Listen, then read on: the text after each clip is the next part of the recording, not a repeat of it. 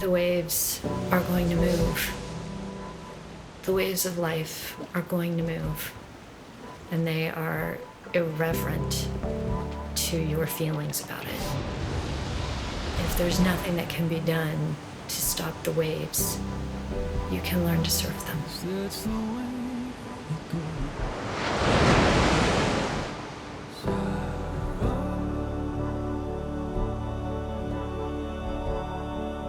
I should have done something more.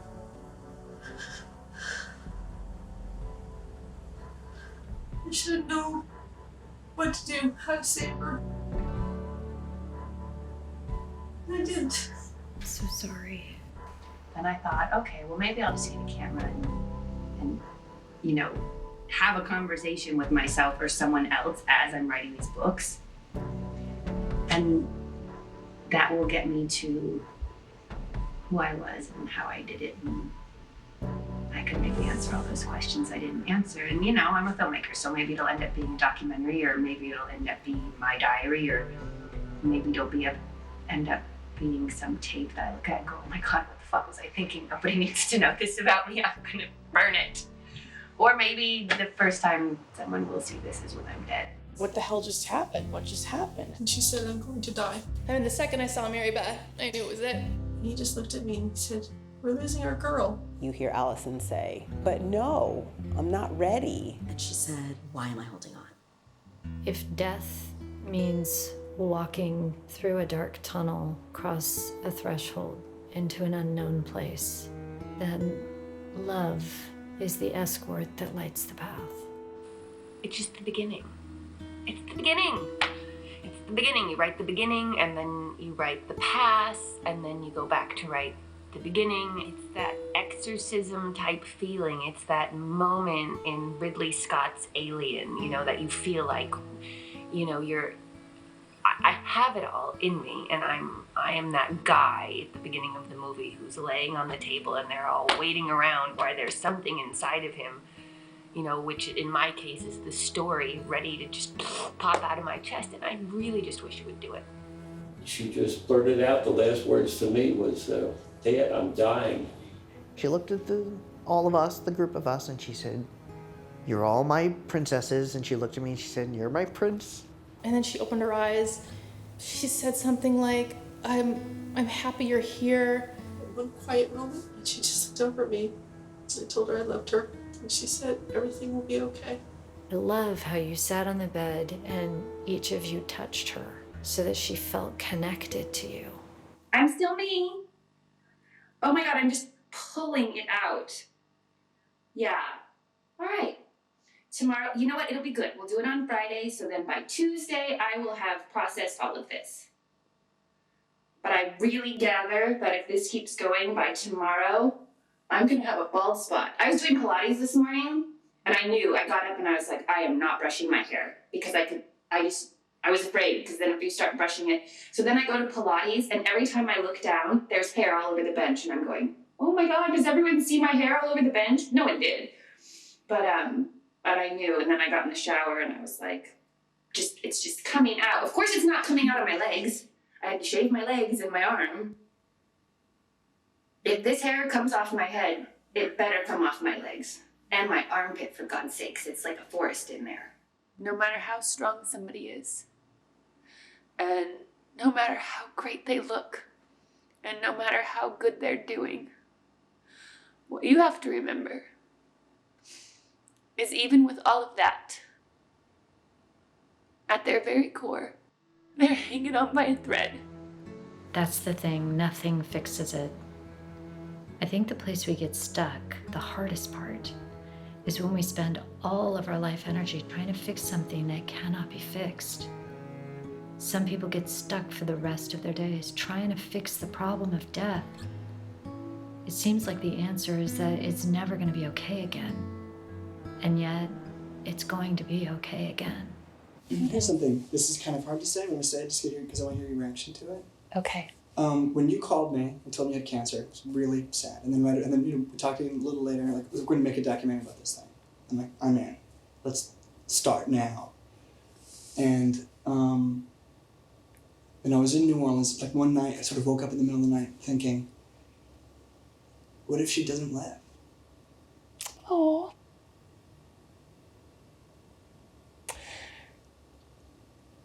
Yeah, well. So it's like you're asking, you know, I want you to document this thing. We're going to document this and go through it together. I mean, I didn't, you know, it never occurred to me in my waking life that it wasn't going to be this triumph. But something just in the middle of the night I woke up thinking, wow. And I thought, well, we're going to do it anyways. We're going to do it anyways. Yeah, and so, did you ever have that? Did that thought ever come up to you? That I wasn't going to live? Yeah. No. I was mad about it.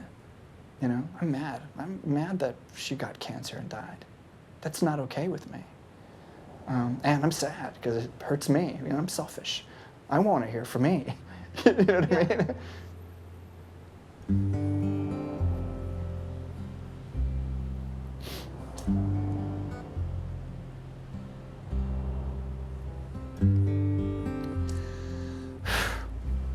Just miss her. It's kind of funny, but when we were setting up, you know, there's other people in here, and I get kind of into my shooting mode. You know, I'm like, oh, we're lighting. Where are we gonna put it? Where's the best camera angle? So as we're setting up and doing everything, I'm like, okay, where's Allison? We need Allison. Yeah, right. I'm not kidding. So. And then it happens.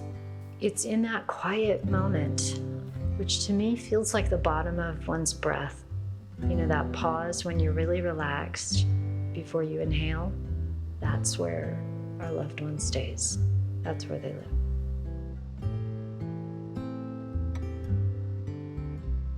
She knew every goodbye people gave to her, every kiss, and every love. She was surrounded by all of the love in the room in that moment. She taught all of us how to look for the rainbows and the magic. If you allow yourself to be as open to it, you let her in, she's everywhere. Hi, you need to text me and let me know how you're doing, but don't go to bad places in your head. Call me later. Okay, love you, bye. Allison was magical, and she always made people feel like you were kind of surrounded by magic. So we just never doubted that she'd be okay. And I knew we'd had conversations and I knew what could happen, but I couldn't see it because I needed to be in it with her. And in it with her meant we were gonna hope that everything would be okay. And then when it wasn't, it's like my world got quiet. I think what we're really talking about here is what happens to us as human beings when we love and we walk to the gate of death with someone and then they leave us. I think that what happens at the door of death is that love motivates us to take one step through the door with the person who's dying, and then we just stand there, kind of straddling the two worlds, and we can't get out. So this is Dublin, Ireland, and this is one of those. It's magical, like every postcard you've ever seen of Ireland. That's what it looks like all over. And you do believe in fairies and leprechauns when you get there because it's hard not to.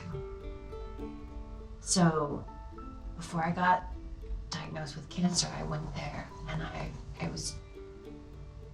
went for 10 days to do research on a book that I was writing.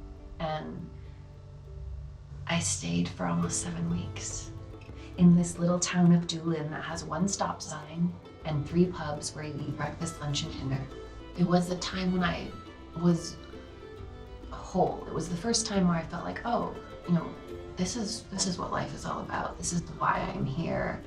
This is who I am. This is me standing in me with nothing else. So when Allison and I were sitting there by ourselves, I asked her, if you die, what do you want? She said, I want my ashes taken back to the cliffs of Moher. And I think about, why am I doing this? And is it the right thing to do? And I just can't help but feel like I need to do this. I need to go on this journey, and I need to figure out what I'm looking for. It's all getting to be a lot, and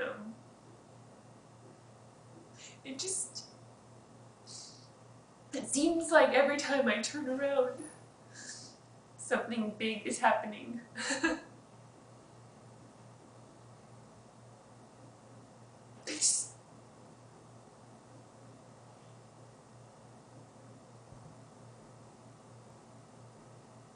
I don't know. I'm sure that it's all gonna be fine. It's just just put on makeup and it cried it all off. It's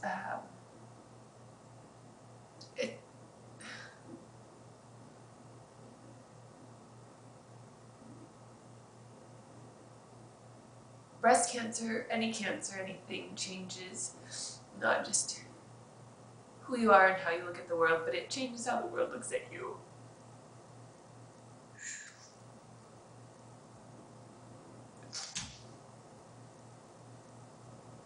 And I'm told so frequently, people admire you and your courage and you're brave. It's a very lonely thing to be. It just is.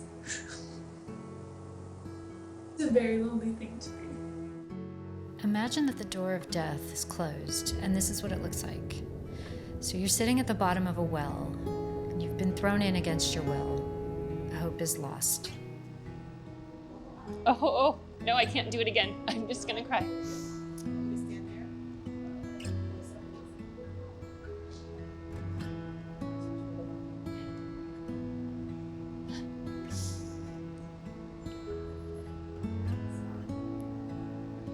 My name is Allison, and I'm here today supporting Check Your Boobies. Because I didn't check mine, and when I found my lump, it was almost too late.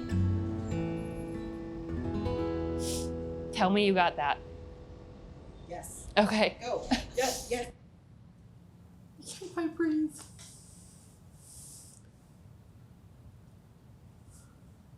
You talk to somebody every day for years and years and years. And then it just stops. You can't pick up that phone. And as you contemplate the hopelessness as you sit in the dark, suddenly there's a rope that's been dangled down. When we had our time apart, I thought, oh, I'm a peripheral friend. I'm not a real friend. When you called me that Sunday morning and you said, it's not, something happened and you need to come to the hospital. And you told me she asked for me. It was like her saying, it was real. It was always real. And I just felt so bad that I actually felt I felt really guilty. Like I felt, gosh, you know, was she that sick that she didn't tell me? You know what I mean? Like I felt bad. Like, you know, I wasn't there for her. I should have, you know, maybe I should have heard it in her voice when we talked before we left, or, you know, did I, you know, like, and I know, you know, she's always looked out for everybody else, and so I thought, well, maybe she just thought I was too busy and just didn't want to, you know, she knew I was leaving and didn't want to bug me. You know, you know, now having heard what happened in the stories, you know, I feel like, you know, I don't think she knew. And so, you know, but I did for a long time. I had a lot of guilt. Like, I felt like I'd let her down. Resilient people aren't bulletproof. They're actually vulnerable. And that vulnerability helps us to take hold of that rope at the bottom of the well and allow ourselves to be pulled out. So it's November 7th, and it's my birthday. I didn't really think I was going to celebrate my birthday this year because it's been my birthday every day. Everybody's been really good to me, and I've been lucky every day. And then I realized that I am going to celebrate my birthday because it's kind of a big deal that I'm here. Which seems like a lot to say, but if things hadn't unfolded the way that they did and I hadn't found that lump that morning, I don't really know where I would be or where I might not be. I guess the amazing thing this morning to me is that it took 39 years for me to figure out that the only wish I needed to make was to be healthy and happy and alive. spent 38 years wishing for other things, and I think that's my forever wish now. I know it is, and one I intend to make come true.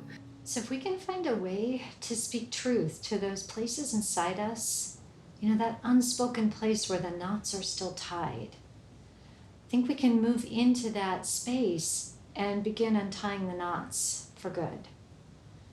And that's kind of what makes grief complicated, because sometimes there's knots in places that we don't see or we don't really want to think about or go to. If there's a knot back behind you and you're not looking at it, then how can you untie it? In the back of my mind, I was thinking, yeah, this is going to be great. We're going to do this thing. We're going to watch this process. We're going to make a movie together, which is great. But I was thinking, but what if she doesn't make it?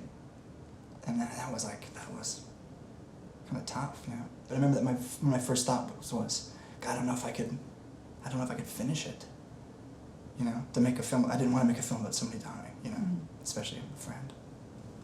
And I think you're the first person who said it out loud to me, but there's talk, I know that other people called each other and said, wow, am I gonna lose her? And when I hear it secondhand, it touches me, but this is the first time that anyone has said that to me. That's what I told you. And I hope everybody knows that I have no intention of dying anytime soon. But and if for some reason I did, you people better finish this. It's very important. And that would not be the end. She connected with you around your anxiety. And so when she said, it's gonna be okay, you could believe her because she knew. Yeah. Because you had shared yourself with her in such a vulnerable way that she knew the dark crevices inside you. And so to lose her felt like you were losing your line to life. It wasn't just Allison that died. It was your hope that you would be okay that died with her. Losing Allison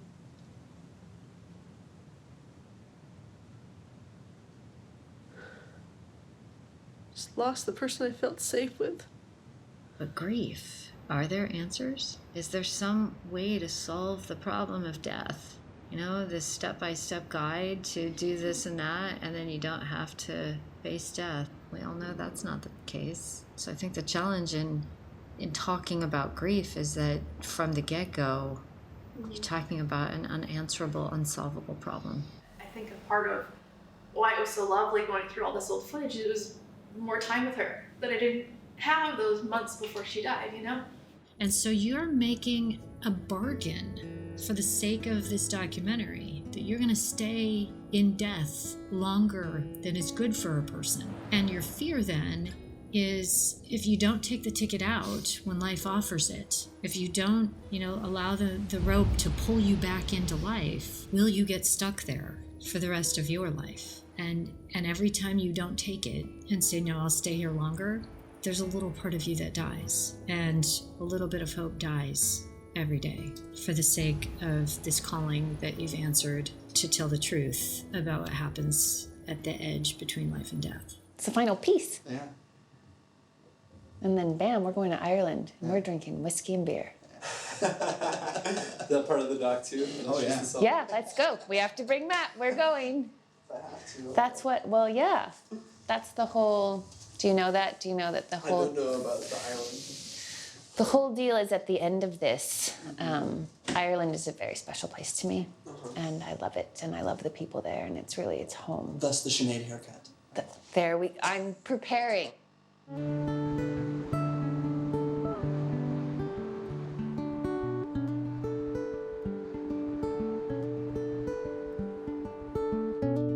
It's this really strange feeling because it's just her ashes, and she's not with us anymore, like in that physical sense, so it's like letting go of her ashes.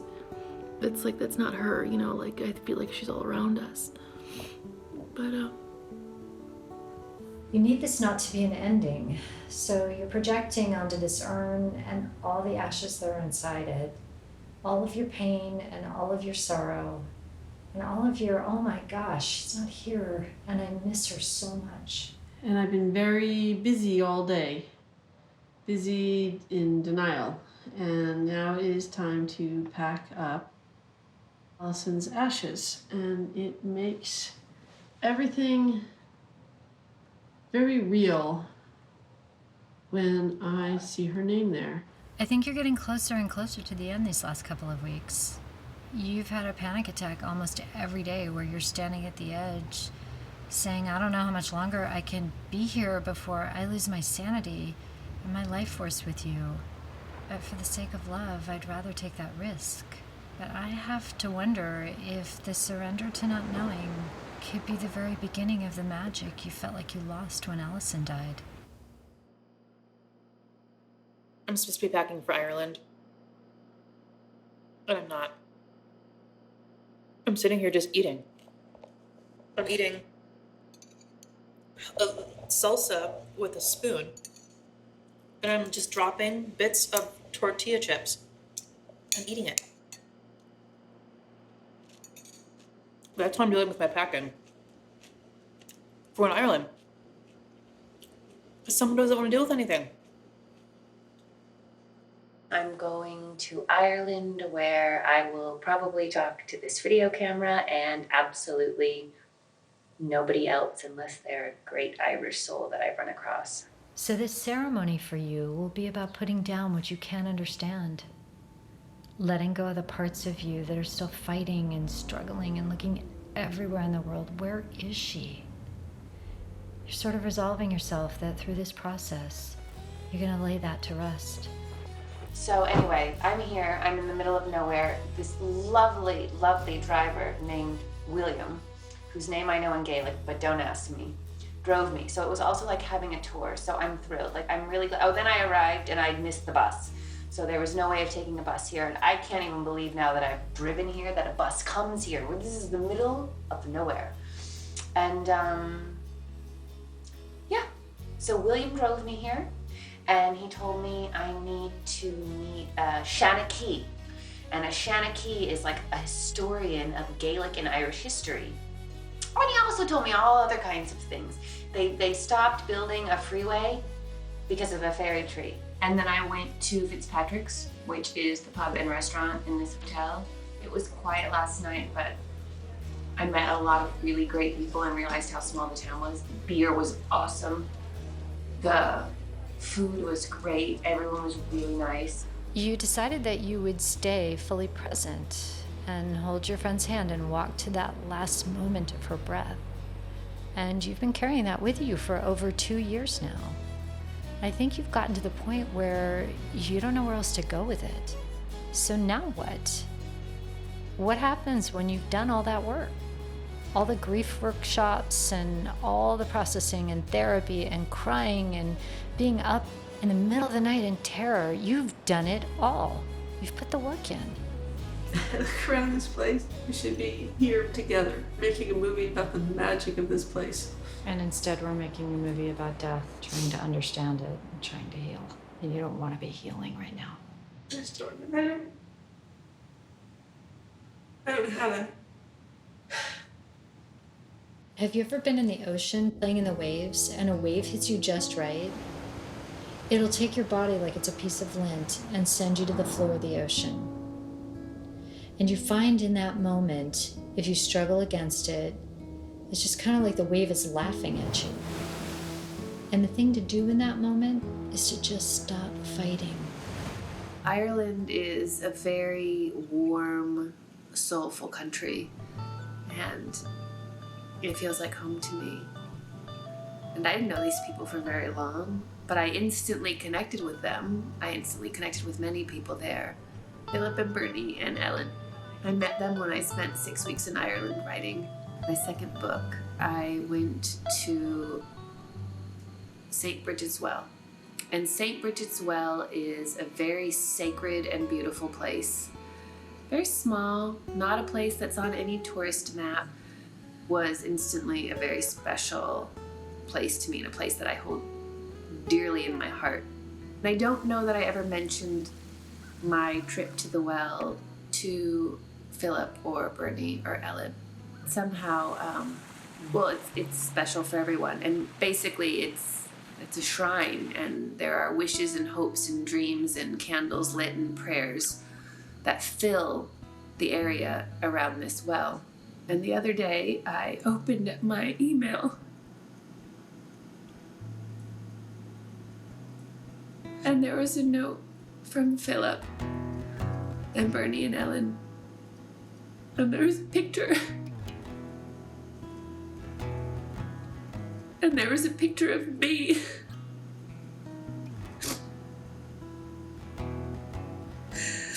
There was a picture of me next to a candle and a Madonna.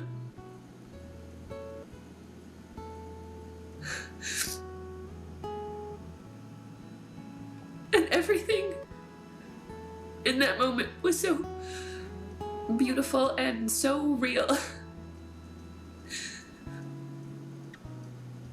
Because up until that moment, places like that, that's where I would put something for somebody else. But the fact that I'm in something and they had to do it for me, and people are doing things like that for me, it's a lot, and it's wonderful, and it's amazing, and it means so much to me. It just made it so real, and it seems so crazy for me to say that when I'm sitting here with all of this, all of this.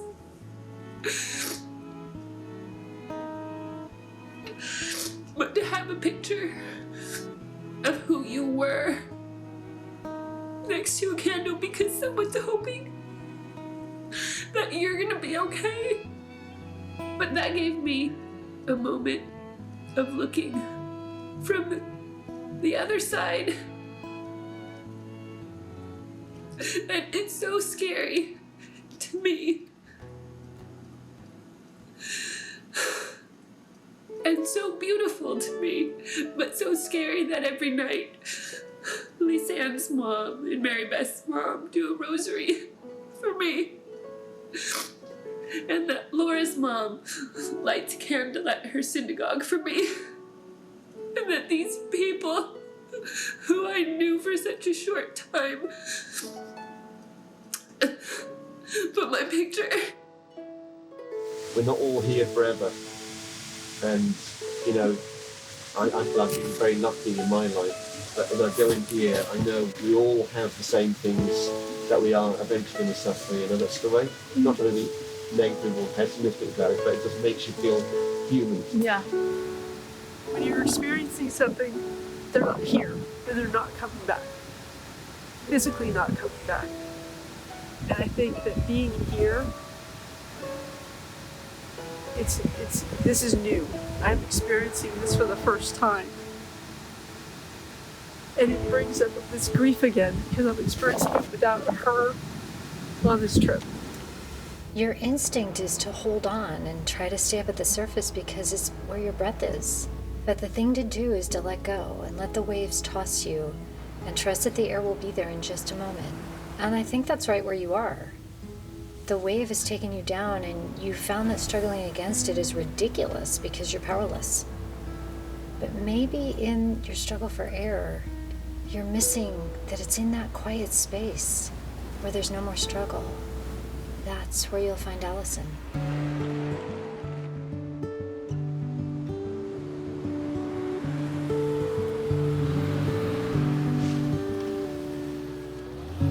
Thought a lot about you today.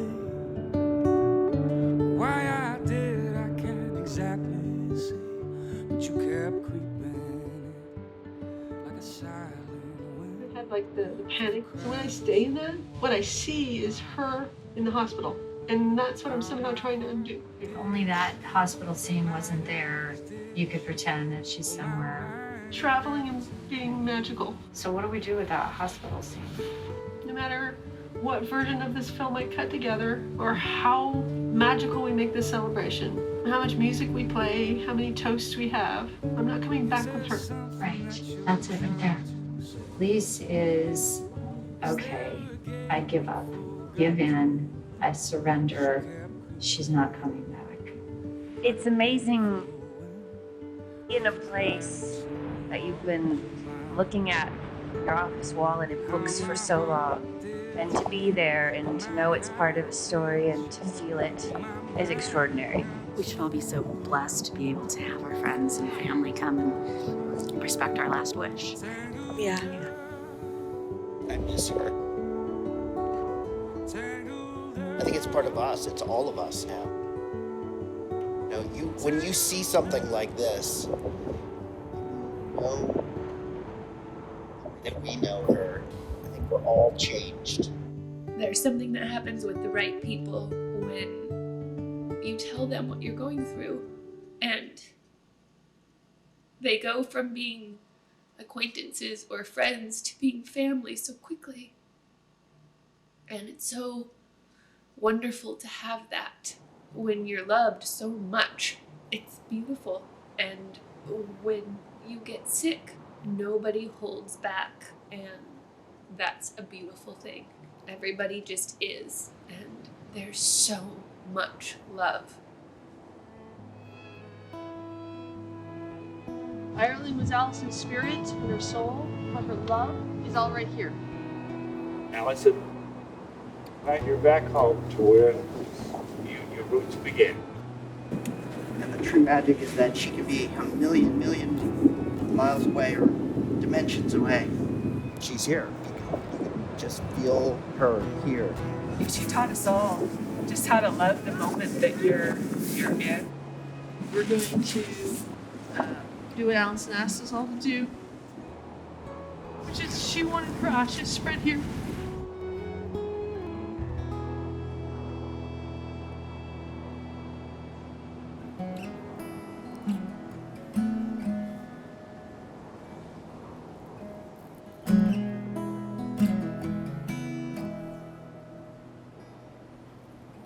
I send my kiss out to the wind. Brush your cheek like a long lost friend. Send you a sign of things to come. A simple vessel for my love. I send my kiss like a waking star. A little light that shines so far, stretching out infinite space, touching down upon your face. I send my kiss in all my love. I send a prayer when I'm alone. I send my kiss when the day goes down, and from my lips I send my heart. I send my heart.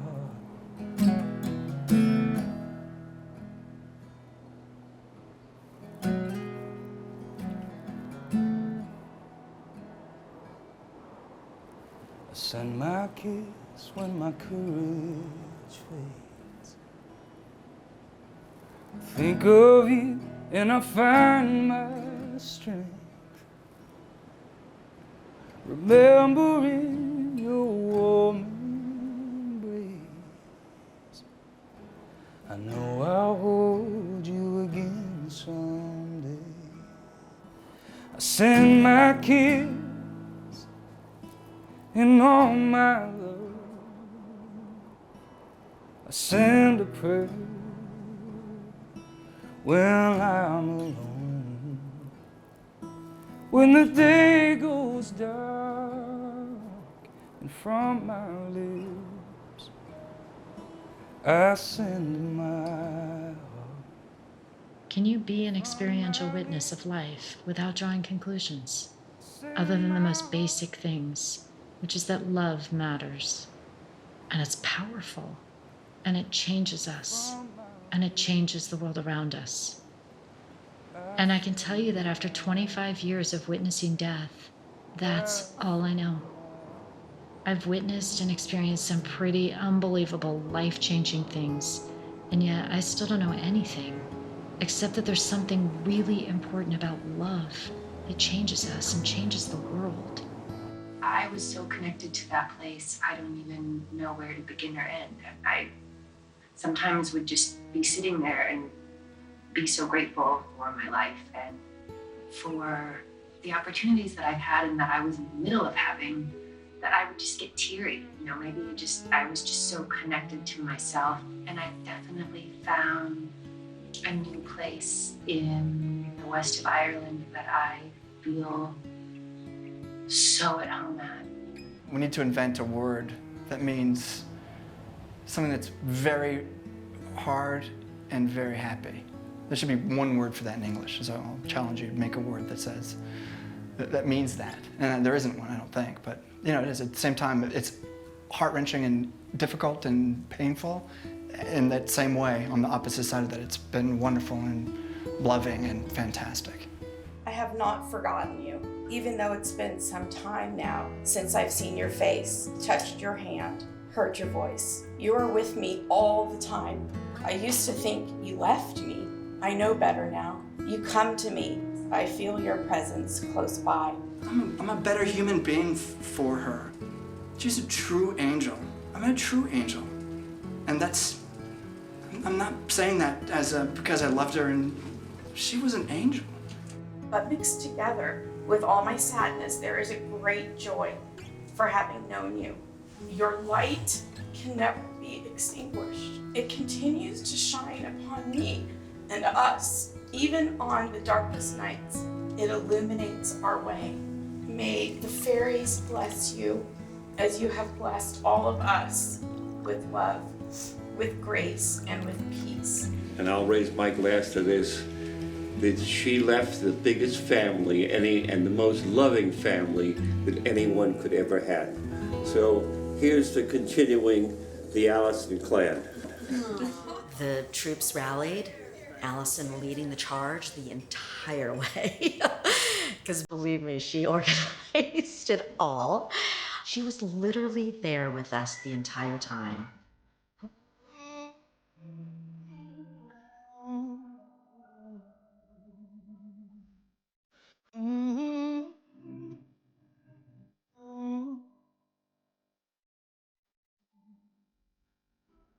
One door and one door.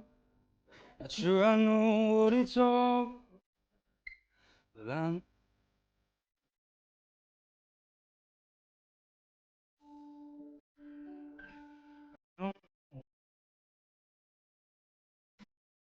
they just can't, but I'm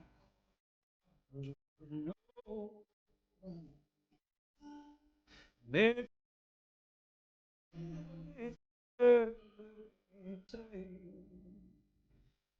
somehow I it by the hand. One thing I know, wherever I go, you'll dwell in my soul. You'll dwell in my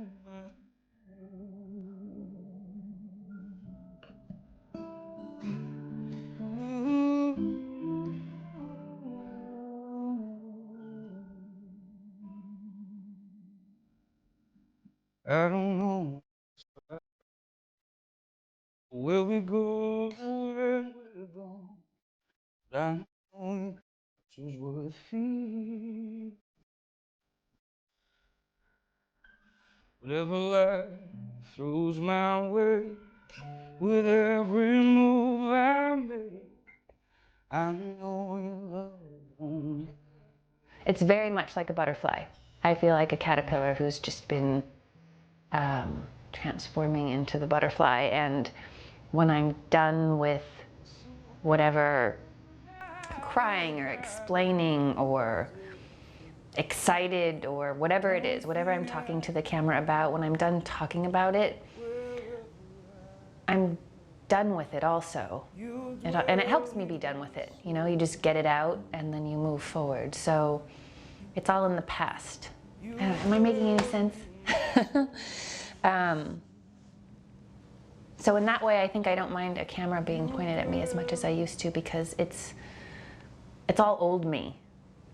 I just keep moving forward with new me. So all the stuff that everyone is going to see here is something that is a part of who I used to be, not who I keep becoming every day, because I'm changing a lot, and it's good.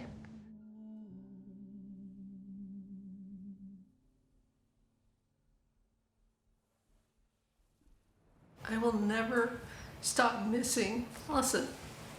That, do you feel like there's a weight lifted? Do you feel like that it worked? Have you achieved your goal?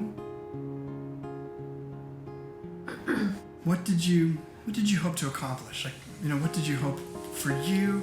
What did you hope for all of us who came? What were you hoping would happen? What good did you hope would come from this trip? There's like a little bubble I wish I could stay in that's just here. I don't know how to say it. It's just a very bittersweet feeling. Because it's beautiful to be here. Like I was just sitting in this idea of, now what? Some awakenings are beautiful, and some are like waking into a cold, dark place. Both lead us to light, but some we have to crawl on our bellies to get there.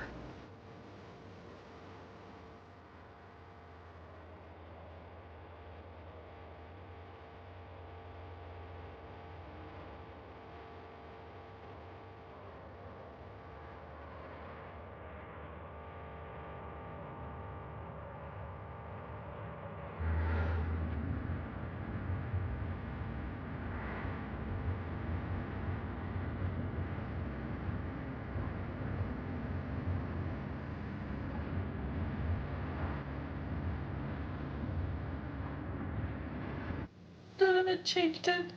I thought when I came home that I would feel better. I think that the reason the first trip didn't work for you is because it wasn't about you. You went out of a sense of obligation and love to carry out Allison's last wishes. But it never became about your grief. And so you never did the work of healing yourself. I want to feel that joy and that laughter. I want to feel like everything's okay. Instead, I just feel like this. And I don't know how to hold on to all that we had. I just feel very empty. I feel all this emptiness. And I don't want to feel like this. I think something has to happen. Or for me, something had to happen for me to get it. I guess it's growing up. Some people grow up as they get older, and some people grow up overnight because they get some piece of shitty news that makes them. And I'm one of those people. We always fixed it before. Just turn this off. Smiling? It's not a picture, it's a video. Oh!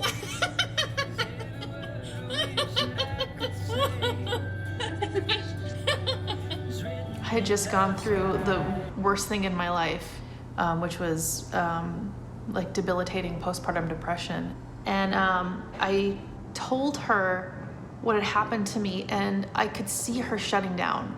And I remember my heart breaking a little bit because she doesn't see me in this relationship. I just had gone through this horrible thing and she doesn't see me. Why doesn't she see me?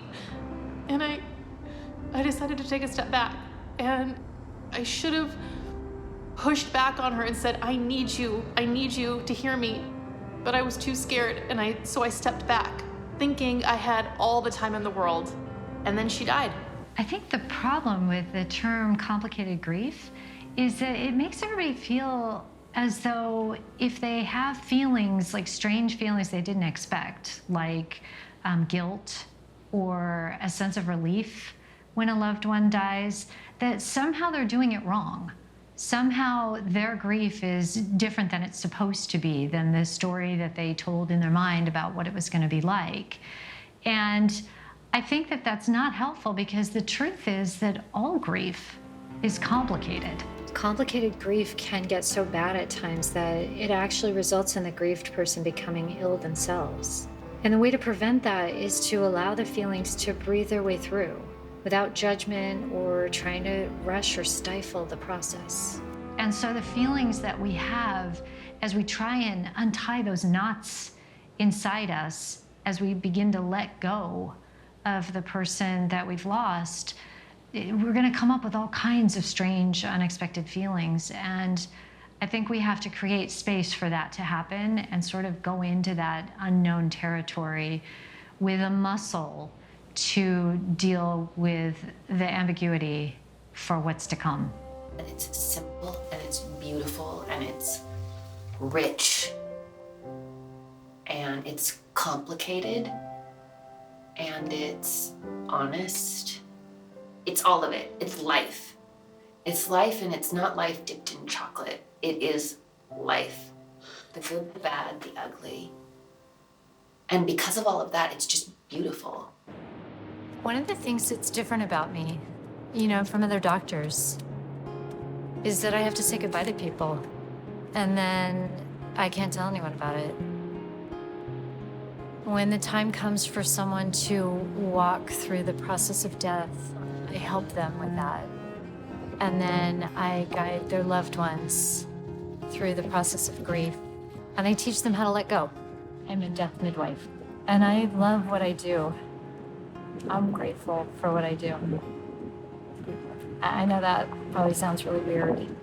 Why would anybody want to be around death and grief and sorrow? Most days it's rewarding, but there are some days that walking through that process of death stops me in my tracks. And that's why I run, to ground it, get it out. Because there's just no way to walk through someone's experience with them, to do it authentically without really being in it. What does it feel like for people after? What is it, you go through this whole process of, for me, it was cancer treatment. Whatever the traumatic experience is, you go through this process and then you're done. And I think that we say we're done so we don't have to be the weird girl in the corner anymore and that wallflower. But when you've been through a traumatic experience, you're not done. There's no done. So we do that. We go to that place. We go to that place to make it okay for everybody else. There's this thing called vicarious trauma psychologists talk about. And it's this idea that when we really are practicing empathy, the experience of watching another human being suffer and you're helpless is traumatizing, because we people are constructed to take care of each other. When you have to watch someone that you care about and you know deeply, when you have to watch them suffer and you can't make it stop, it's hard.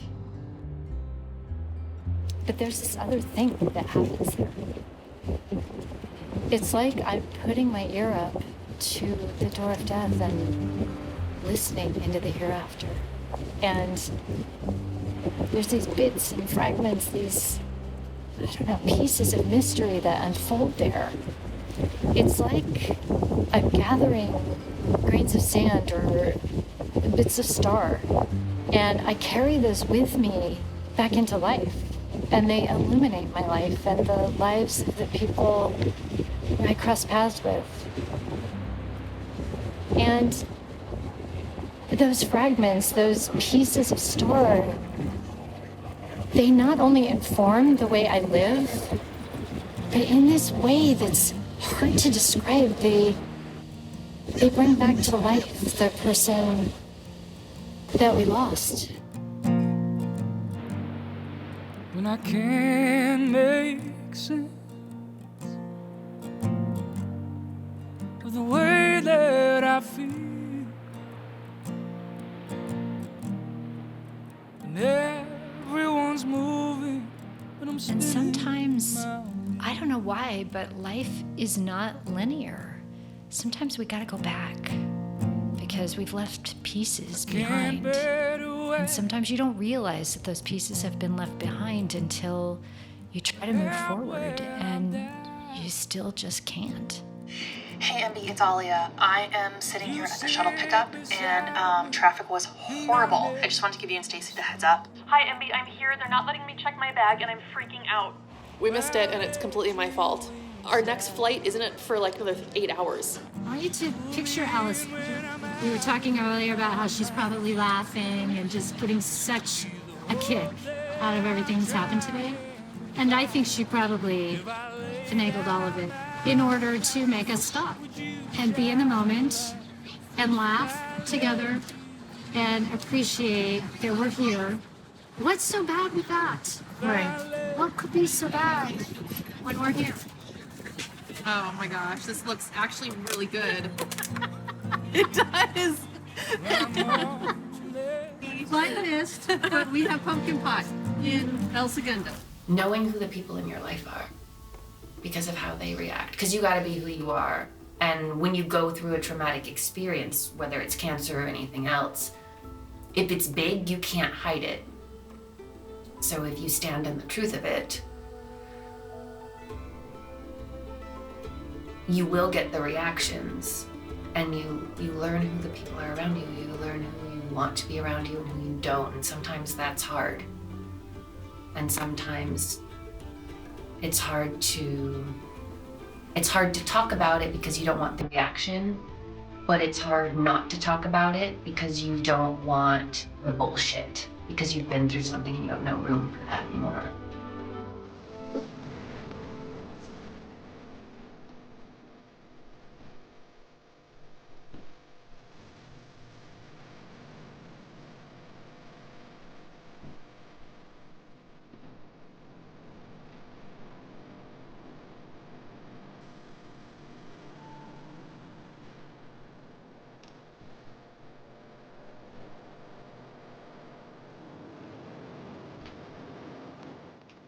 What if we agreed that there's no solution and that grief goes on for the rest of our days because we will always remember and we will always need and we will always miss? But what if we realized that our willingness to let go, in our willingness to admit defeat to death, what if there was another way to regain connection with the person we lost? Maybe it's just a different way than the way we've had. This is the end of my journey, and it's the end of the journey that everybody who's been a part of this is taking with the audience. But this shouldn't be the end of the story for anybody who's watching or for anyone who's taken part in it. Does that make sense?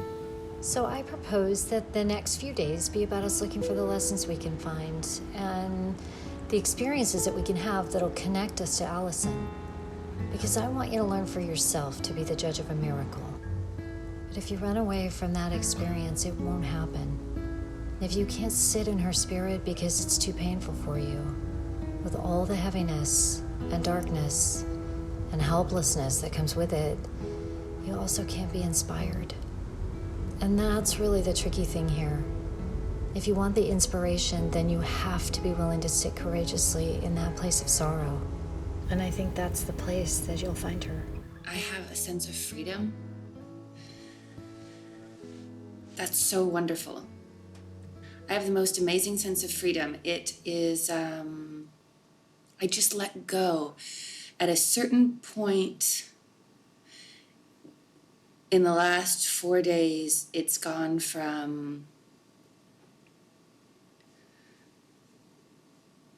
a struggle with a good, positive fighting attitude to just letting go. This was the airport we were supposed to fly into.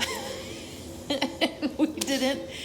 Flew into Dublin because I was late. We missed half a day, and now we're in an empty Shannon airport looking for Mary Beth's bag. We hadn't slept in about 36 hours. We'd been talking about death all day and driving in the rain on the left-hand side of the road, and you had no bag, and out of nowhere a text came. You would have been happy just to have a toothbrush, and yet we were invited with no hesitation, open-armed. We were invited into the home of people who hardly knew us, but they loved Allison, and in the middle of the night came out to get us, and home was waiting warm and comfortable with food and drink and a Guinness beer and merriment and laughter and love. That's my touchstone. Yeah, I mean, Ireland got me through it. And what's interesting is in that one trip, I met a lot of people. And I made a lot of friends. I was only there one time. And I had a need to let them know what I was going through. And that little town where I stayed all really showed up. And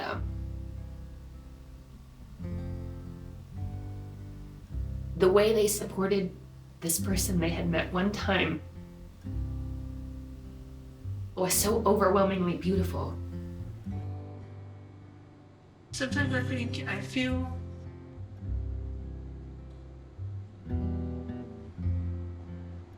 like I'm pulling myself back.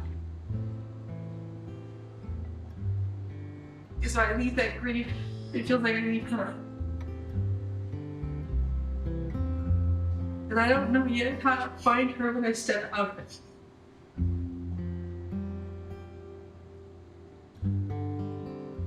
I don't know what that looks like. There's a point that we cross over in grief when we go from feeling the loss and the sorrow and the helplessness of death into the prospect of a rebirth, the chance to start over, doing things differently moving forward. It's particularly difficult because the rebirth requires us to leave behind the person that we lost. When we were packing up Allison's house after she passed away, there was a framed picture of this castle, and I brought it home, and it was her focal point for who she was. At that moment, it just felt like she'd been talking to me in those first minutes. It doesn't make sense. It doesn't make sense that she's not here. It doesn't make sense that we're making this movie. It doesn't make sense that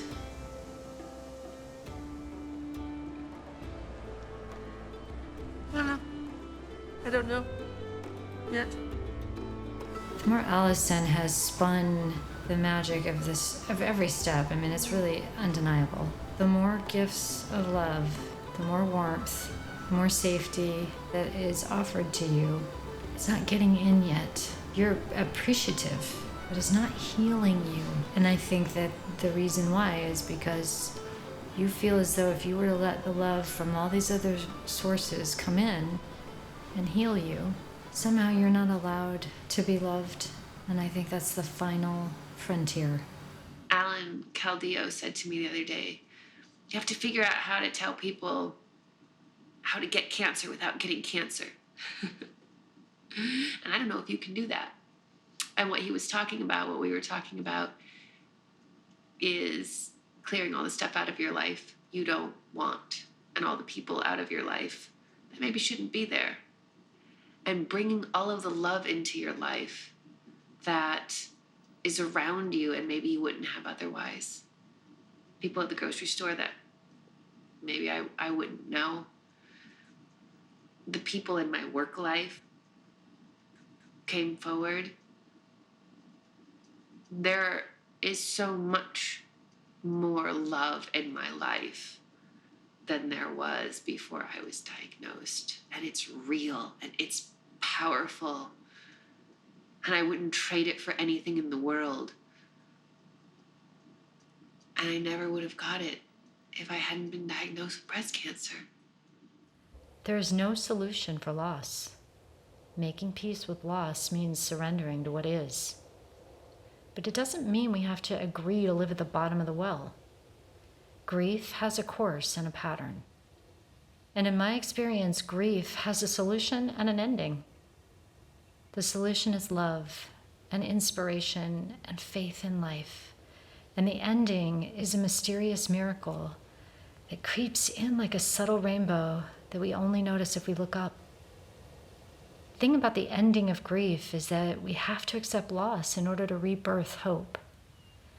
And that process to me seems like less of a straight line and more like a meandering walk, searching for breadcrumbs that are often camouflaged in our tears.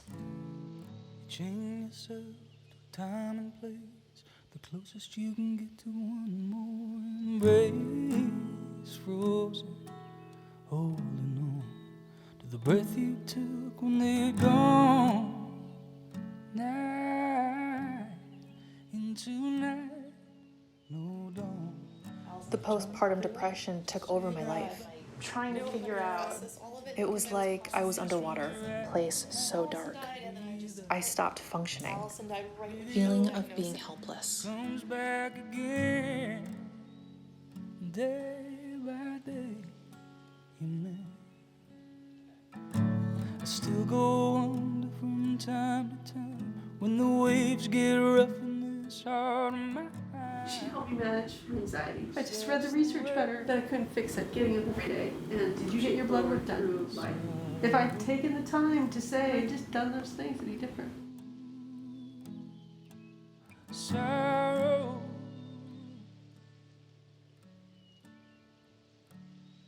Guess that's the way it goes.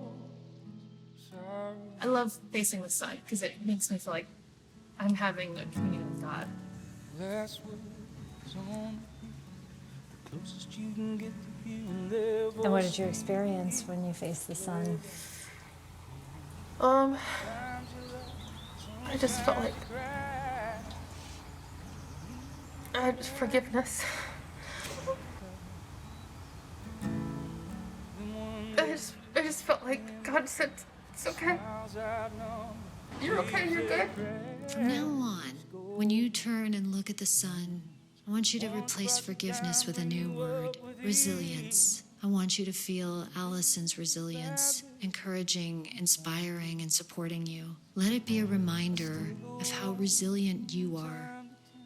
When the waves get rough in this heart of mine, guess that's the way it goes. Sorrow. You chose to do your meditation walking through the cemetery area, and you were going to allow something to flow out of you, and I wonder if you'd share with us what happened. And I think it's the fear. There's a fear and an unworthiness.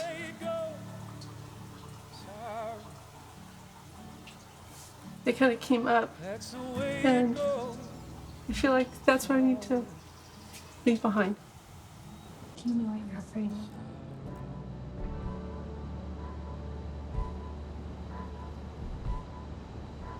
I just feel like I should have done something more.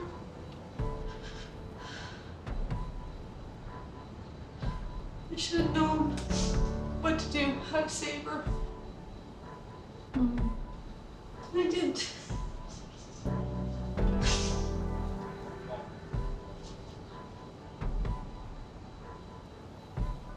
I just can't shut my mind over and over again. I just keep thinking if we'd done this, or it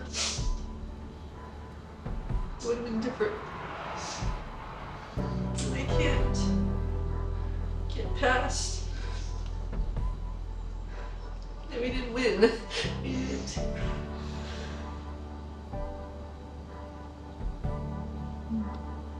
We didn't get to pack up her bag in the hospital and come home and say we need it.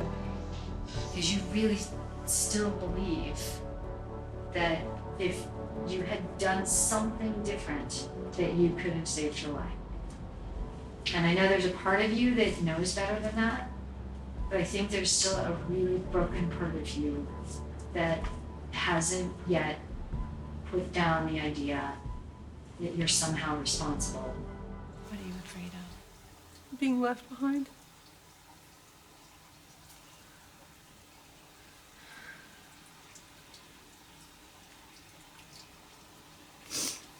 Of losing that love, so I don't share it. I won't be hurt by it. There's always this risk that we take when we decide to love and to be loved, that love will go away, that it'll leave us again. Love is everywhere. And that it comes and it goes, but it's always here for us. Yeah, why do we hide our tears from each other? You don't want to acknowledge it's real, do you? You hope it's not real, that's the way, you know? Yeah. So in the time that's most difficult for us and most bizarre, we go away from each other rather than coming together. Yeah. It's very true. Shouldn't it be that we come together and hold on to each other? I was trying to articulate and explain to her one day that I hadn't freaked out about the cancer, but that I cried a lot. And she looked at me and she said, "You cry because everybody loves you, right? You're crying for the love." And I said, "Yes, that's it." She hit the nail on the head, and I had trouble trying to find those words, and that's what it is. That's pretty smooth. That is the best whiskey ever. Also drink.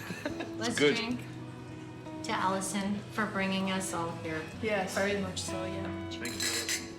I just put down tonight over the hills. I said to Philip, so sad that she wasn't, you know, she didn't get to see the sunlight we saw tonight or that view, which is Funny, sad. when I was standing there, I actually thanked her, because I was sitting there looking at it, and I'm like, without her having experienced that, having met you guys, we would never have seen that. You know, It's like she's opened a whole new world for everybody, really, you know, and it's great. But it's lovely that you've shared it together. And yeah, thanks to Allison for that. It's because she didn't get to share it with you as well, isn't it? You know? Been lovely. Alright. Okay. Yeah. Okay. You'll bring your camera, your fancy one. Tomorrow. Okay. Okay. Alright. But I think it's funny that I'm focused on the documentary when I need to be focused on me, but maybe that's my defense mechanism. And that works for me. Whatever works. It's better than pills. But pills are good too.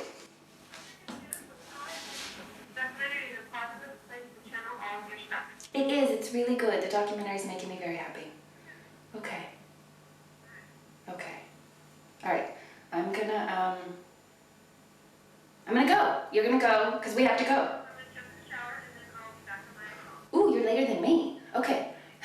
I will see you soon. Okay, bye.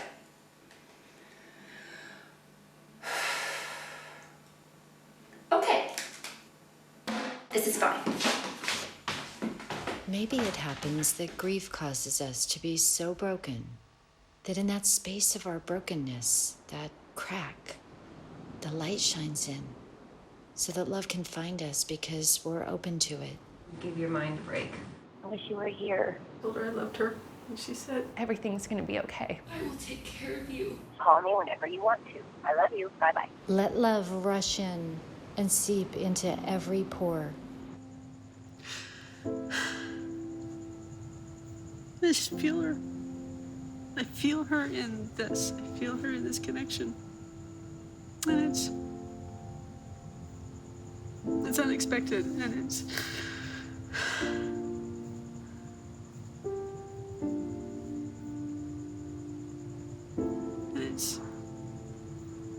it's like, it's love. You know, it's not missing her anymore in that way. It's just knowing that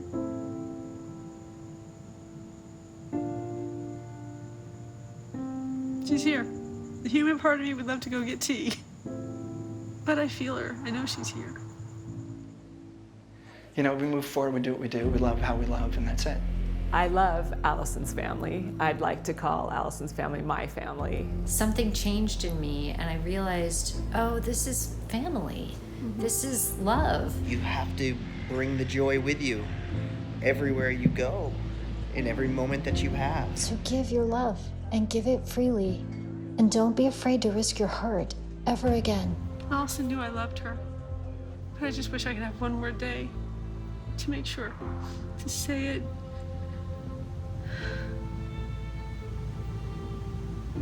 But we're here now. I love you.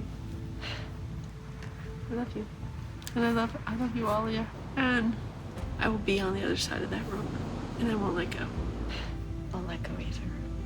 Me neither. This whole thing has completely changed my life.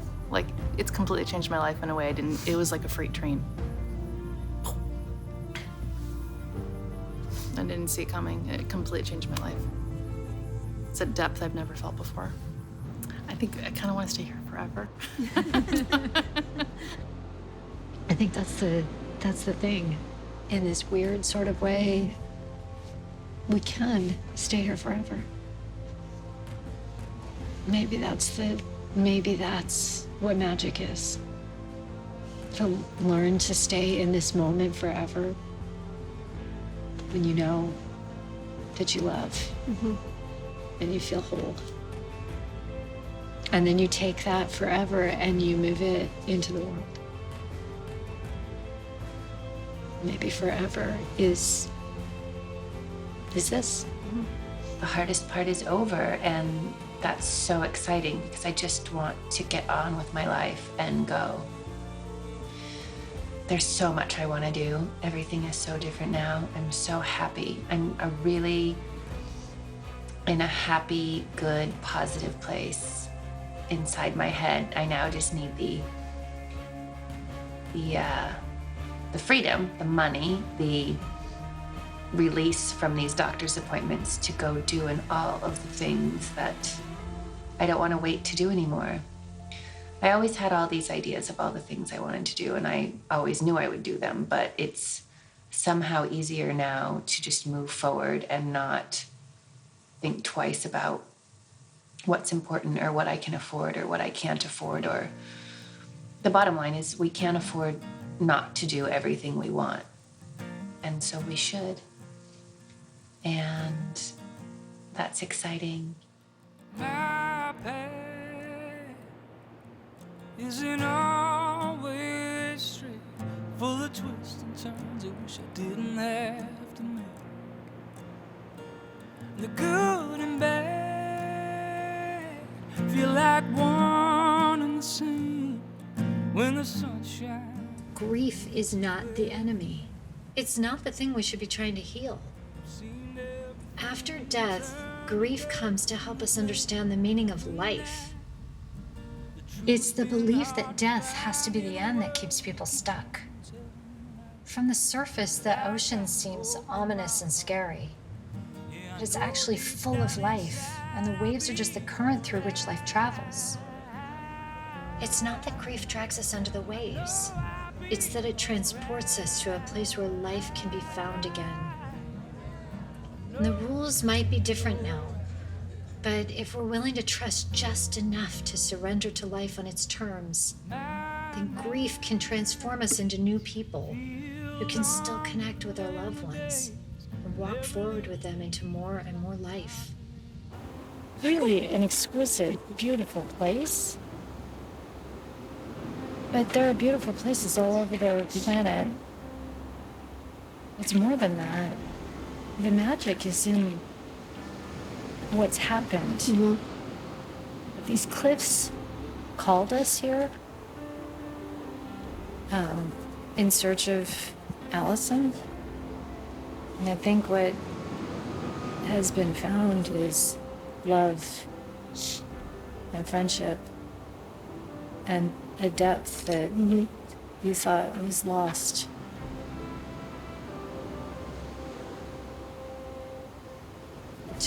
It took the beauty of nature to get you here. Really, it was the process of people and love that happened here. And that's your answer. That's what you've been looking for. Yeah. This is a movie about being alive and living. Life is precious. And it's, that's something that your parents tell you when you're growing up and minded, be happy you're alive and blah, blah, blah. And I get it now.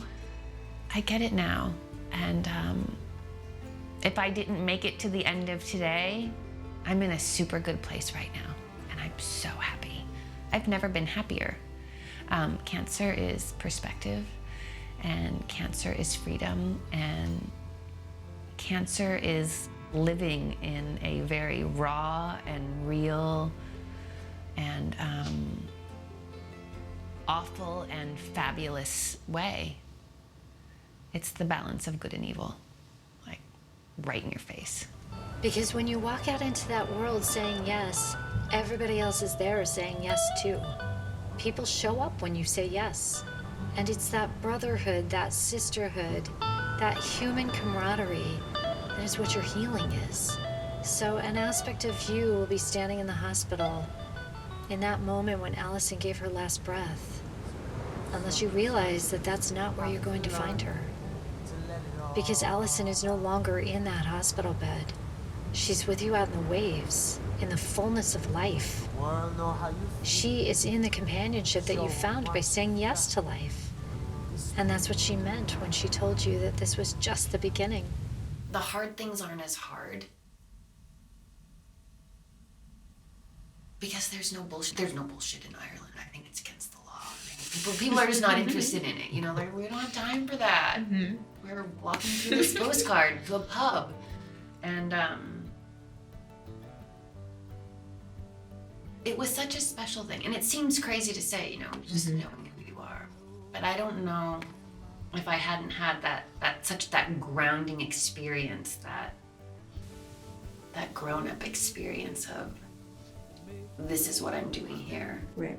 I don't know where I would have been when I found that tumor, but this place got me through it. And knowing that I would go back, and knowing that's where I'm really from, that was everything.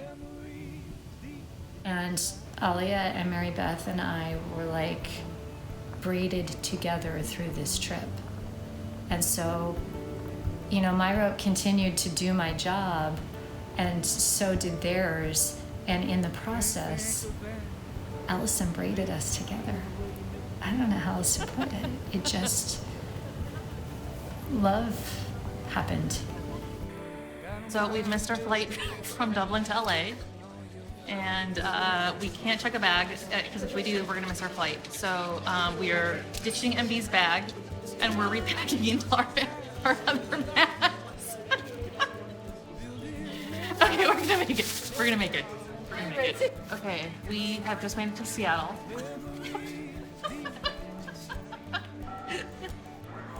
We are now at the Seattle airport. We made it. And we now are gonna get on our fancy luggage. And now we're getting on a flight to Los Angeles in 2 hours. Wait, before you put that away, I just want to remind you both, this was a trip to grieve. And look at us.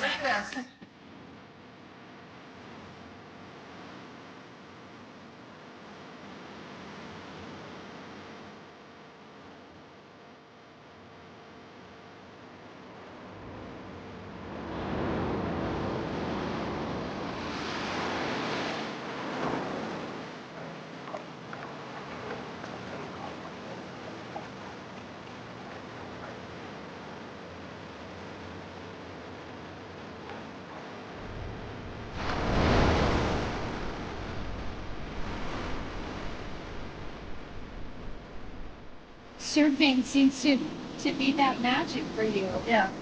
And it seems like that was like how to define that it was surfing. And I think for you it's surfing, but it's not really that it's surfing, it's that you've got to find something. Yeah. And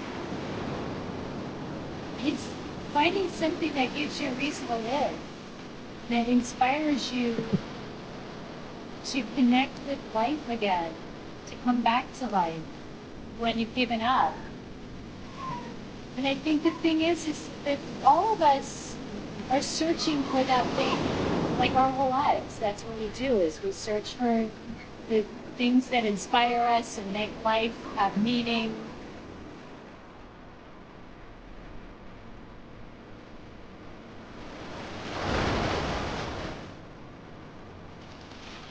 And this is the view, and I don't know how well anyone can see this view. But this view has gotten me through so much. I wish everyone could have it. It was by fate that I got it. And look at this view when I was going through so much. Everybody should get to have that moment. And everyone should remind themselves or remind someone they love to take it. And just go look at how peaceful everything can be from a place, and enjoy just being. I guess. Everyone.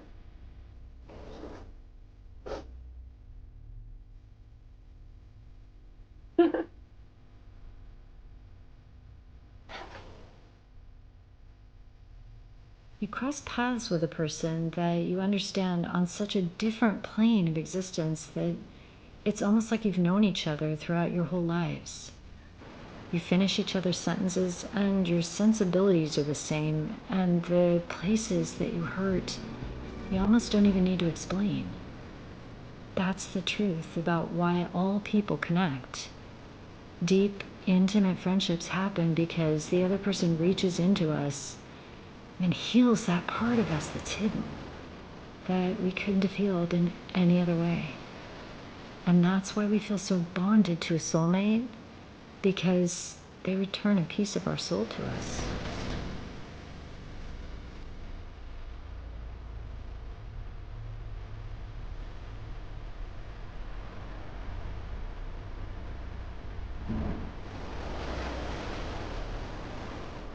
Did you believe that you could ever get to a place again where you felt that kind of love, you felt that kind of safety and warmth? I will lose other people, but that doesn't mean I'm not going to love other people. So I think that's the biggest thing for me, is that. So you've accepted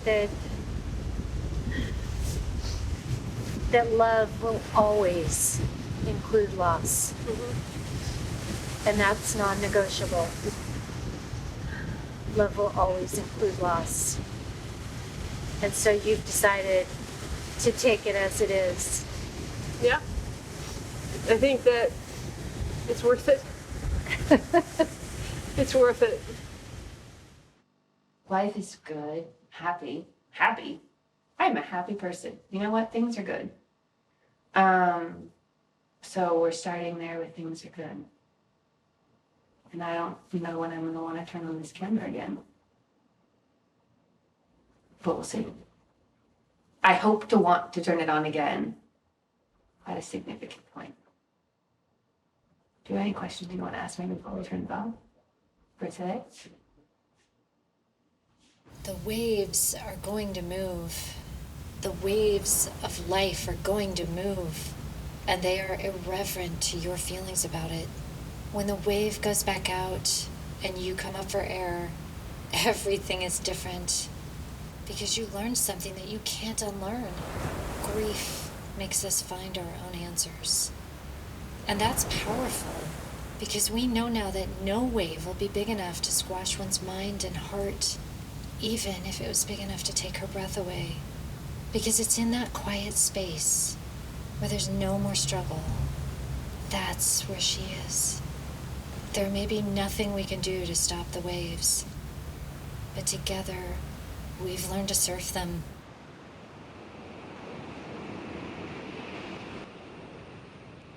Allison, if I was looking at you through the ferry portal hole, I'd say I love you, I miss you, and look what wonderful thing you've done.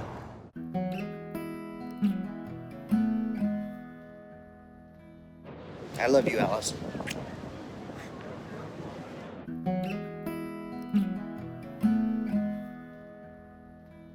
Allison, if you're looking from up there, I want to say thank you for the magic you've spread.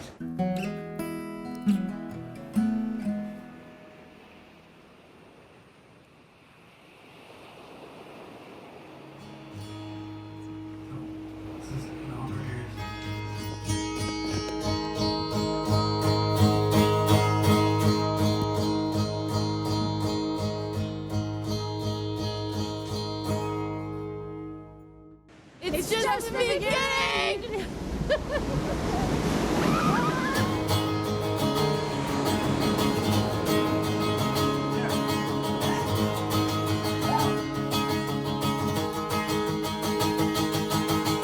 In 100 years I won't care about my words. Those long nights away tossing and turning. In 100 years my words will be a thing. I'll come and let them hold me down when I'm leaving.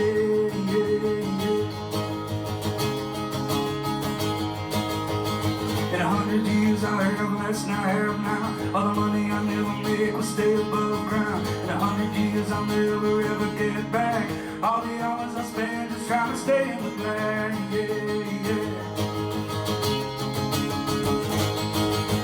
These are the days, these are the days, these are the days.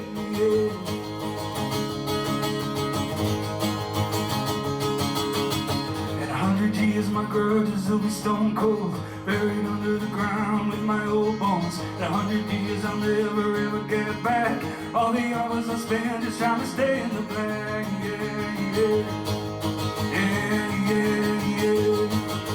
These are the days, these are the days, these are the days.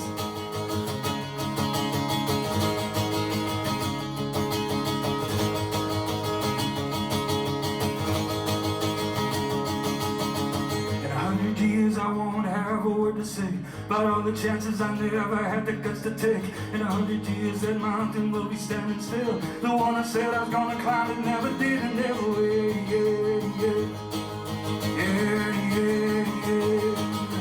These are the days, these are the days, these are the days. These are the days, these are the days, these are the days.